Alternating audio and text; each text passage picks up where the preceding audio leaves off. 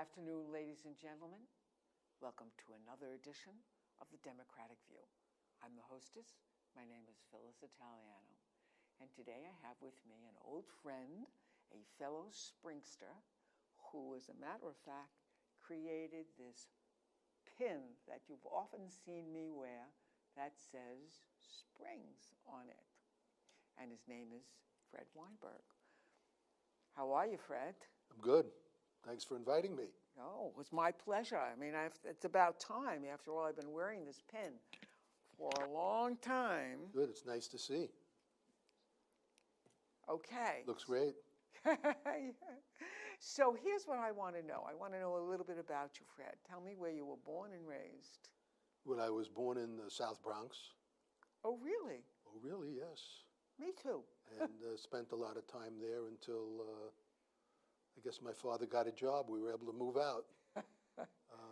We moved to Queens, and I went to Queens College, and Majored in? I majored in psychology. Aha.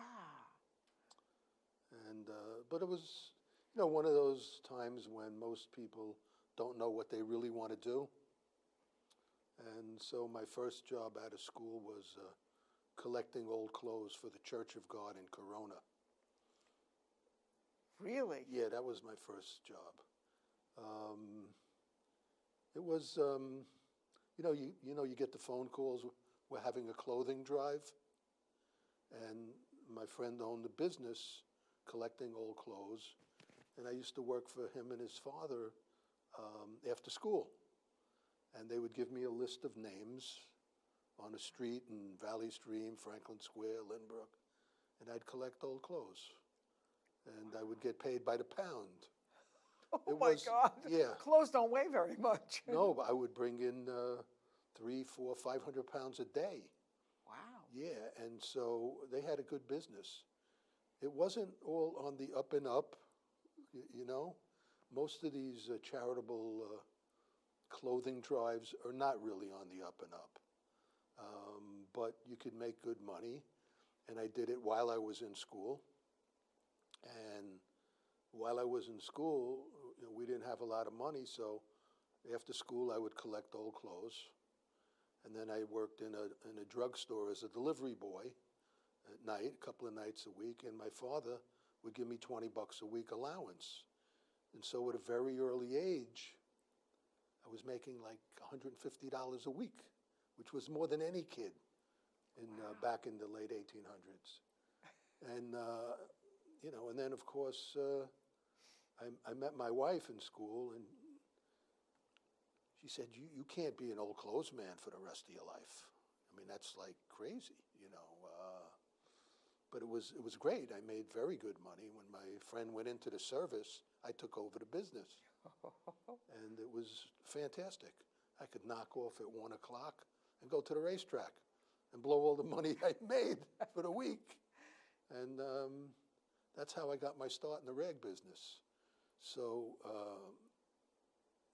my wife said, my parents are concerned I'm going out with a guy who collects old clothes in a jalopy. You're really going to have to get a real job. So at the time, I was making very good money. And I decided to accede to my wife's request, and I gave up the old clothes, although I still have a few pieces that I wear every now and then. Yes, yeah. I can see. I know, thank you. And I got a job with a fabric company for about 1/10 the amount I was making as a rag man. Wow. As like a trainee. And it was I couldn't take it. Because I was used to being on my own, making good money, doing what I want to do, when I want to do it. And here I am in a large company, making $80 a week, and just being a gopher for guys I thought were, stunada in the, Stunad. I said, I'm a smart guy. I can't work for these guys. So it took me a long time to adjust being an employee. And I never liked being an employee because you don't control your own destiny. And so eventually, in a short while, a few years, I went out on my own. And I found factories that were making products for other famous brand manufacturers, but they weren't selling the big retailers. And so I made deals with them that I would develop the products and I would take it to Walmart and Target and Kmart and all of the major big chain stores. And I worked very hard and Became a successful businessman. I would say modestly successful.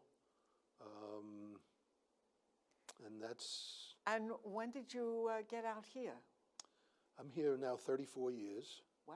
Yeah. And what happened, I guess, after being in the business for a long time, I decided that I would be able, I wanted to retire from that. So I went to school at night while I was in business and traveling all over the world. I went for a master's degree in education because I figured, let me try something entirely different. I'm going to try being a teacher. And so I got that degree, and I wound up, while I was working, I was teaching business in college, Queensborough Community College. And it was fun. And eventually that became a drag because many of the educators didn't really care about the kids. And I'm teaching business, and I'm the only one in the business department who actually has had experience in business. And I said, these people don't know anything. How could they teach the kids about business? And you had a textbook, which was a waste. Right. And so, I gave that up, and I've done a lot of other things. So when you came out here, were you still... I was in business. You were still in business? Yeah. Yes. And were able to spend chunks of time out here? Not that big chunks, but whenever... first of all, when you grow up in the South Bronx and you sleep out on a fire escape, or I never thought I'd have my own room. I shared a room with my brother. And so to be able to afford to buy a place here was almost like a dream come true to me. And I remember taking a few days off from work, and I got a map of the East End, and I circled the streets that were waterfront. And that's what I wanted to try to buy, is a waterfront house. And so now you have a house in Clearwater Beach. Yes, on the water, on Gardeners Bay, yeah. Yeah, on my favorite place of all, Gardeners Bay. Yeah. So tell us how you became active in the town's business. Well, when I first came here, which is 34 years ago, things were really a lot different. Main Street in East Hampton had a lot of little mom and pop stores, and you can go get a candy bar or a little toy or a cheap T-shirt, or, and as the years went by, the place got a little more... Shishi, I call it. Shishi, yeah, got shishi. And along with that, some changes started to take place where I would see a blighted house or an overcrowded, house, and my neighbors started to complain to me, look at this, look at what's happening to our community. And my own philosophy is that if you're not prepared to actively do something about it, you don't have a right to complain. And my neighbors didn't do anything. And so I decided I'm going to try to do something about this. So what'd you do? I started going to the town board meetings and listening and seeing what was going on. I started figuring out what we needed to do. I did some research, what other towns do, and I tried... Explain that research a bit, what other towns do. Well, you probably know, I think I mentioned to you, I interviewed every town on Long Island in Suffolk County, everyone, to find out what they do about the overcrowded housing, the threatened septic systems, and all this other stuff. So it took me a while. I interviewed every town, either a town board member, somebody in the attorney's office, code enforcement officers, and I documented it, and I got a little booklet. I have one with me. And I saw that everybody else is really doing something about this problem to varying degrees of success. I said, well, why don't we? How come none of our people are doing this? What are they doing? And I gave it to each of the board members. And I didn't get any real response to it, but I started to make more noise, so to speak. And more noise, less friends. At the time, I was really at my noisiest. It was the Wilkinson-Quigley administration. I'm proud to say, I believe, I was one of their most reviled citizens in town. I'm proud of that. And I think that myself and a couple of other people had a part in them not running again. And, little by little, making more noise. And I met with Larry, who I happen to like very much, that's our supervisor, before he even made a final decision to run.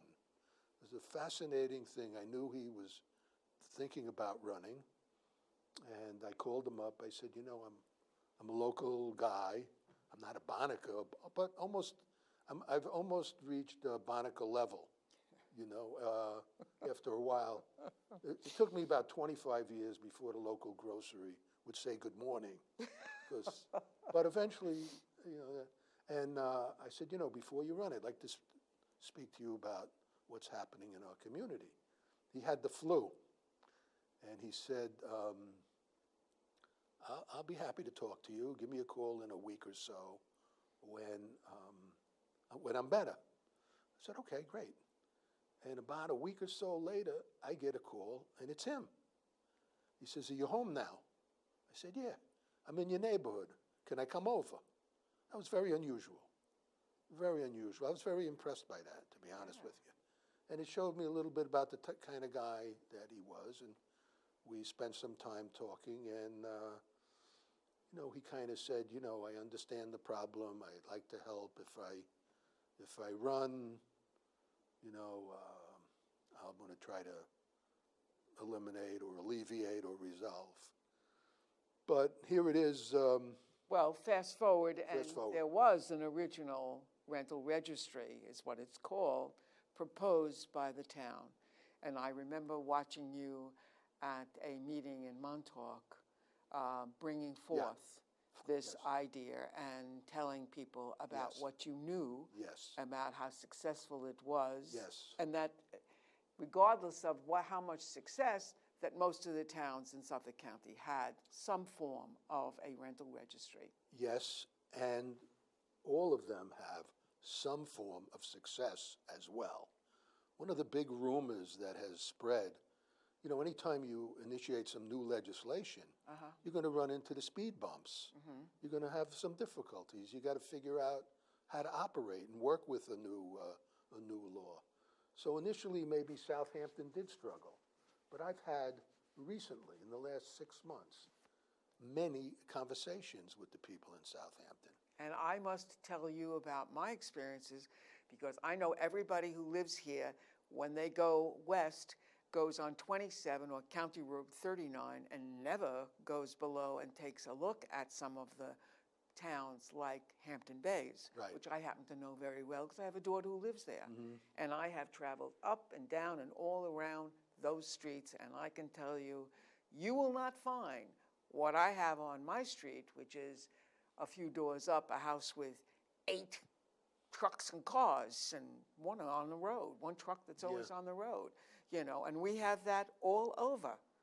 And these are obviously houses that are crowded with a lot of people and that contaminating our water as well. But in addition to that, when we embarked on this mission, so to speak, there were poor people were being exploited to live in those places. Oh, yes. There were health risks of mold and rodents and a whole variety of things. It wasn't a safe place for people to live.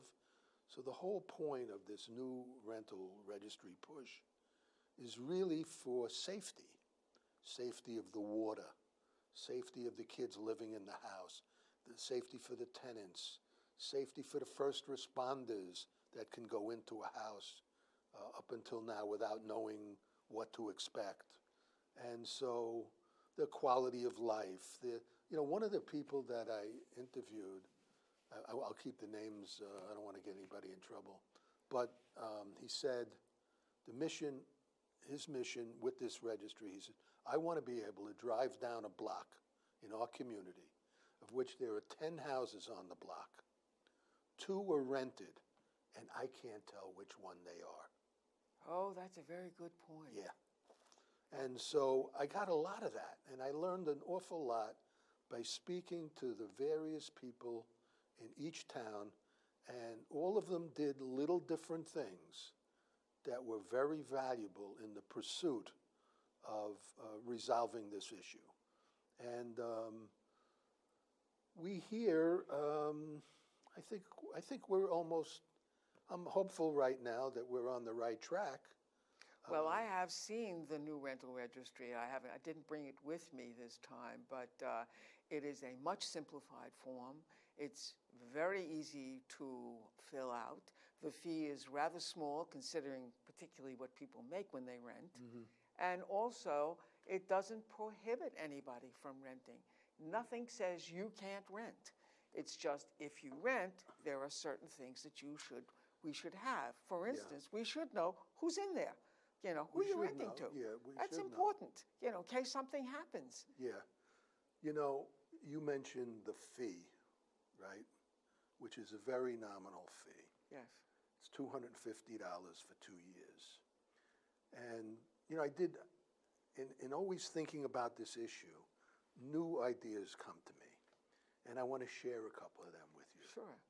In Suffolk County, there are 1.5 million people who adhere or are supposed to adhere to a rental registry or permit protocol. 1.5 million. There are 150,000 people who don't. They live in Shelter Island, East Hampton, and Smithtown. And I interviewed Smithtown, and Smithtown has 125,000 people. They said to me, we really don't have that much of a problem that you have. If we do, we'll do something about it. So wants to rent in Smithtown. Exactly. Okay, so you see, whether it's Babylon, Islip, Riverhead, Brookhaven, Greenport, Southampton, Huntington, they all have it, and they're doing it. And the other thing is, if we were to resolve this issue in our communities here, that $125 be the best investment you ever made to see your real estate value go up $12,000 or $125,000. It's people don't realize what is to gain by spending that $125.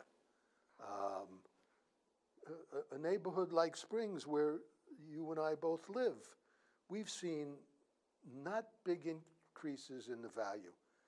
I know realtors, they don't want to bring people there. I agree. Okay, I know realtors who say the same thing. Okay.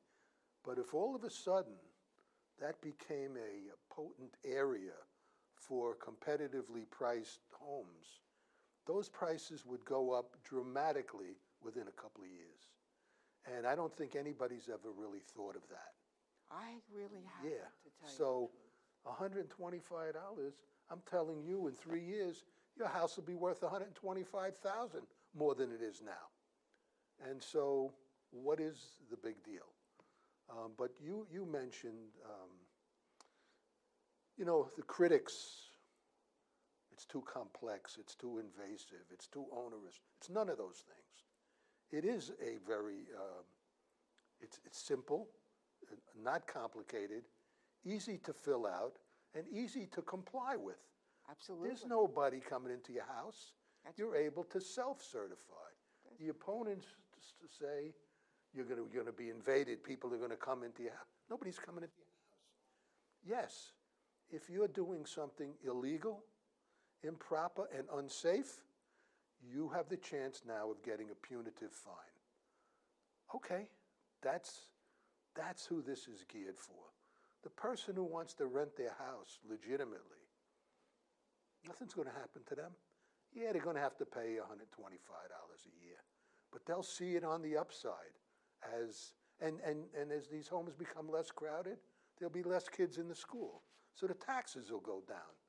This is a positive money maker, and does good for the whole community. Nobody's thought of that. You know, I also like to, I've made an analogy in my own head when people talk about, oh, you know, I have to have a permit now in my own house to rent it. And I think to myself, well, wait a minute, don't you have a car? And don't you have to have that thing called driver's license as well as an inspection sticker? You know, all of these things in order to take care of that car and use that car on the road? Well, what's wrong with doing the same thing when you want to put more people into a house? Well, you know, some of the things you hear is this: we don't need more government in our life. We don't need more government. Well, you may not need government to tell you not to drink a sugary drink or smoke cigarettes or have too much salt. But the job of the government is to preserve and make safe our life, our quality of life. This is a case where the rental registry will do something that government is supposed to do: protect us, okay? So it's not a question of more government. Finally, when the government has a chance to do something good, now the people say too much government. And the other thing that they say is, why don't you enforce the laws you have? Yes. Okay.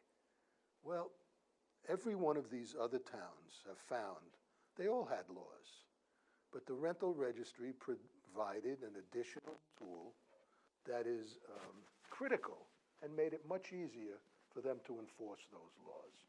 So that's the reason. And the other thing that we've heard, it doesn't work in Southampton. It doesn't work there. It's no good. Somebody goes, and maybe when it first started, it wasn't that effective. But I know for a fact that in the first half of this past year, they got 500 registration applications. That's a fair amount to register, yeah.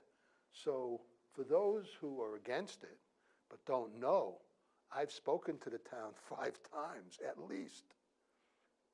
They're making stuff up. They don't know. They really don't know. Well, it isn't that they don't know, they don't want to know. Yes. Because all they want to do is to continue to make money illegally. And that's the problem. I mean, you have a force against this that is, well, I wouldn't call them the most moral group of people in the world. They are out for their buck, and they don't care who they step on or what they have to do. And I am convinced they are being financed by somebody or some group of, and maybe at some point we will find out about that. Yeah, I don't know about that. But their tactics are quite crude, I would say. Well, they go worse than crude. I mean, some of the blatant distortion, that's just evil at work. There's something wrong with you if that's how low you're going to sink. But I don't fault people. Look, I spent my whole life as a businessman. What was the most important thing in my business? Making money. Make money. Sure, okay. I agree. And so now the question is, how are you going to make it? Are you going to be surreptitious and, we made shirts and pants. Am I going to start buying buttons that break or fabric that tears apart? No, I got to make legitimate product. And, I often wondered, these guys who get caught, these stock guys, fraudulent fraud, the Michael Milkins, all brilliant guys, brilliant. They didn't need to do anything dishonest to make a lot of money. I didn't need to do anything dishonest, maybe a little. That's Donald Trump. I didn't need to do anything dishonest. Maybe a little once in a while I would, but okay. So you don't have to do that. And you know what? They've had a picnic here for years. Right. Had we had a rental registry 10 years ago, we wouldn't have half the problems we have in the town right now. That's right. And so how could our town board not support this? And I believe they do. But in an effort to be fair, they want to listen to the opposition and be able to say we listen. And we will have a rather large meeting on Thursday, the 19th of November at 6:30 at the American Legion, where those of us who are for it can come out and talk, and those who are against it can come out and present their point of view. But I would like to remind people of a very famous quote by Rudyard Kipling that says, "Greater than the tread of a mighty army is an idea whose time has come." And this is the idea, and this time is now. Yeah, it very much is. And it's something we really have to do, or we're going to lose what we have. Which would be terrible to lose. Are you kidding? You're talking to me? I love this place, you know. This is my ideal place. A lot of people go away from here in the wintertime and stuff. Not me. I love it here. I want to be here all the time, but I want to keep it the way it is. Yeah. And we have to all work towards that. It would be nice. It would be nice. Thank you so much for coming. Thank you so much for having me. It was a pleasure. It was a pleasure. I know. I know you come out with pleasure is you come out with a few jokes too. I can't help myself.